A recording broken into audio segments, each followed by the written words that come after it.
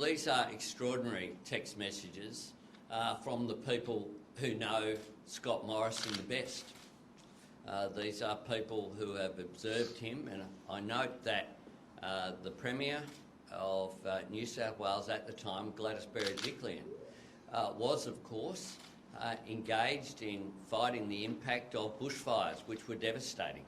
People were losing their lives, homes were being burnt down, communities were under siege throughout New South Wales, Victoria, South Australia. This was a devastating period. And first the Prime Minister went missing, and then he was, as always, too little too late. Again, the Prime Minister had been warned by the former bushfire chiefs and others that there was a devastating summer ahead.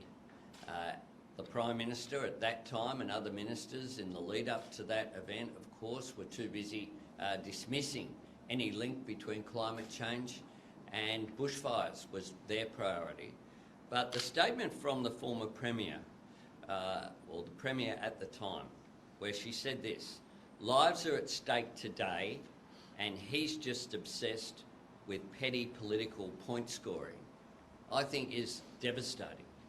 I think that alone is enough to disqualify him from being someone who secures a second decade in office.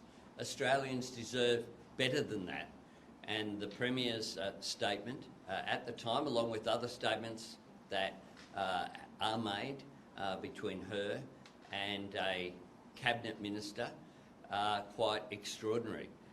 The Cabinet Minister, of course, and I don't know who the Cabinet Minister is, said also the mob have worked him out and think he's a fraud. Well, if people who are Liberal Cabinet Ministers think that, Australians will make their own judgment.